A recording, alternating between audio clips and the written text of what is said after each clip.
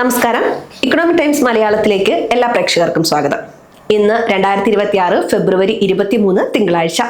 സ്വർണം വാങ്ങാൻ പ്ലാനിട്ടിരുന്നവർക്കും കയ്യിലുള്ള സ്വർണം വിൽക്കാൻ കാത്തിരുന്നവർക്കും ഒരുപോലെ ഷോക്കിംഗ് ആയ ഒരു വാർത്തയുമായാണ് ഇന്ന് വിപണി ഉണർന്നത്.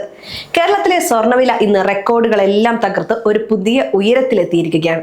ഇന്ന് 1 ഗ്രാം 22 ക്യാരറ്റ് സ്വർണത്തിന് 14,790 രൂപയാണ് വില. അതായത് 1 പവൻ സ്വർണം വാങ്ങണമെങ്കിൽ ഇന്ന് നിങ്ങൾ 1,18,320 രൂപ നൽകണം.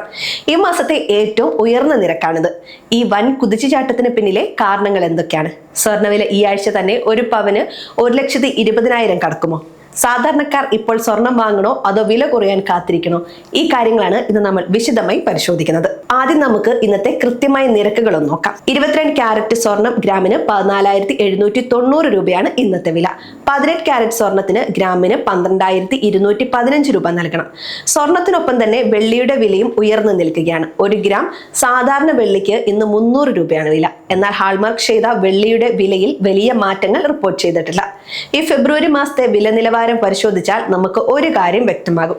ഫെബ്രുവരി 2-ന് 1 പവൻ സ്വർണത്തിന് 1,07,000 രൂപ വരെ താഴ്ന്ന വിപണിയാണ് വെറും 3 ആഴ്ച കൊണ്ട് 12,000 രൂപയോളം വർദ്ധിച്ച് 1,18,000 നിൽക്കുന്നത്. ഇത് നിസ്സാരമായ ഒരു മാറ്റമായി കാണരുത്. എന്തുകൊണ്ടാണ് സ്വർണ്ണവില ഇങ്ങനെ റോക്കറ്റ് പോലെ കുതിക്കുന്നത്? ഇതിന് പ്രധാനമായും 3 കാരണങ്ങളാണ് അന്താരാഷ്ട്ര വിപണിയിൽ ചൂണ്ടിക്കാണിക്കുന്നത്. ഒന്നാമത്തേത് അമേരിക്കയിലെ രാഷ്ട്രീയ മാറ്റങ്ങളാണ്. ട്രംപ് ഭരണകൂടം കൊണ്ടുവന്ന പുതിയ ആഗോള താരിഫ് നയങ്ങൾ വലിയ സാമ്പത്തിക അനിശ്ചിതത്വമാണ് ലോകമെങ്ങാടും ഉണ്ടാക്കിയിരിക്കുന്നത്. പുതിയ 15% ഗ്ലോബൽ താരിഫ് പ്രഖ്യാപിച്ചത് ആഗോള വ്യാപാര കരാറുകളെ ആകെ ഉലച്ചിരിക്കുകയാണ്. ഓഹരി വിപണിയിൽ ഇതോടെ അസ്ഥിരത ഉണ്ടാവുകയും ചെയ്തു. സ്വാഭാവികമായും ഇത്തരം ഘട്ടങ്ങളിൽ നിക്ഷേപകർ സുരക്ഷിത നിക്ഷേപമായ സ്വർണത്തിലേക്ക് പണം മാറ്റും. ഇതാണ് വില ഉയരാൻ ഒരു കാരണം. രണ്ടാമത്തെ കാരണം പശ്ചിമേഷ്യയിലെ സംഘർഷങ്ങളാണ്. അമേരിക്കയും ഇറാനും തമ്മിലുള്ള ബന്ധം അതീവ ഗുരുതരമായ അവസ്ഥയിലാണ്. 10 ദിവസത്തിനുള്ളിൽ പുതിയ ആണവ കരാറിൽ ഒപ്പിട്ടില്ലെങ്കിൽ ശക്തമായ നടപടി ഉണ്ടാകുമെന്ന അമേരിക്കയുടെ മുന്നറിയിപ്പ് വിപണിയെ ഭയപ്പെടുത്തുന്നുണ്ട്. യുദ്ധഭീതി നിലനിൽക്കുമ്പോൾ സ്വർണ്ണവില കൂടുമെന്നത് ചരിത്രപരമായ സത്യമാണ്.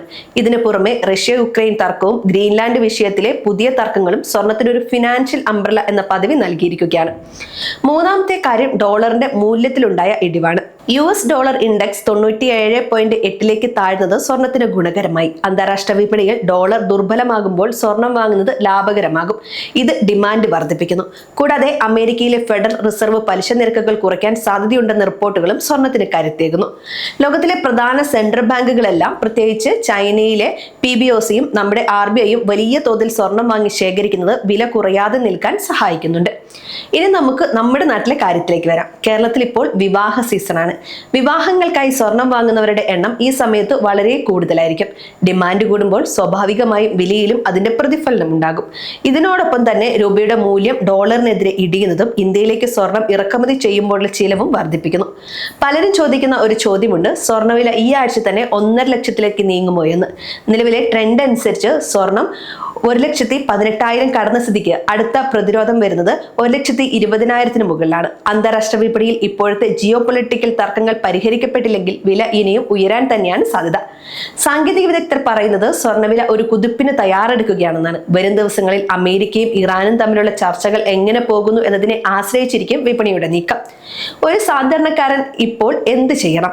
നിങ്ങളൊരു നിക്ഷേപകൻ എന്ന നിലയിലാണ് സ്വർണത്തെ കാണുന്നതെങ്കിൽ വില കുതിച്ചുയരുന്ന ഈ സമയത്ത് വലിയ തുക ഒറ്റയടിക്ക് നിക്ഷേപിക്കുന്നത് ഒഴിവാക്കുന്നതാണ് നല്ലത്. കാരണം വിപണിയിൽ ഒരു ചെറിയ തിരുത്തലുണ്ടാകാൻ സാധ്യതയുണ്ട്. എന്നാൽ വിവാഹ ആവശ്യങ്ങൾക്കായി സ്വർണം വാങ്ങുന്നവർക്ക് വില കുറയാൻ കാത്തിരിക്കുന്നത് എപ്പോഴും ഗുണകരമാകണമെന്നില്ല. കാരണം വില ഇനിയും കൂടിയാൽ അത് വലിയ ബാധ്യതയാകും. അങ്ങനെയുള്ളവർക്ക് അഡ്വാൻസ് ബുക്കിംഗ് സൗകര്യങ്ങൾ പ്രയോജനപ്പെടുത്താവുന്നതാണ്. സ്വർണ്ണവിലയിൽ കുറവ് വരണമെങ്കിൽ ട്രംപിന്റെ താരിഫ് നയങ്ങളിൽ മാറ്റം വരികയോ പശ്ചിമേഷ്യയിൽ സമാധാനം പുനഃസ്ഥാപിക്കപ്പെടുകയോ വേണം. അതുവരെ സ്വർണം ഒരു തിളക്കമുള്ള നിക്ഷേപമായി തന്നെ തുടരും. വിപണിയിലെ ഓരോ ചലനങ്ങളും കൃത്യമായി നിരീക്ഷിച്ച ശേഷം മാത്രം സാമ്പത്തിക തീരുമാനങ്ങൾ എടുക്കുക. സ്വർണ്ണവിലയിലെ പുതിയ മാറ്റങ്ങൾ അറിയാൻ ഞങ്ങളുടെ ചാനൽ സബ്സ്ക്രൈബ് ചെയ്യുക. ഈ വീഡിയോ ഉപകാരപ്പെട്ടുവെങ്കിൽ സുഹൃത്തുക്കളിലേക്ക് ഷെയർ ചെയ്യാൻ മറക്കരുത്. ഈ വീഡിയോ അറിവിലേക്കായി മാത്രമുള്ളതാണ്. സ്വർണത്തിലോ ഓഹരി വിപണിയിലോ നിക്ഷേപം നടത്തുന്നതിന് മുമ്പ് നിങ്ങളുടെ സാമ്പത്തിക വിദഗ്ധനുമായി നിർബന്ധമായും ചർച്ച ചെയ്യുക. നന്ദി.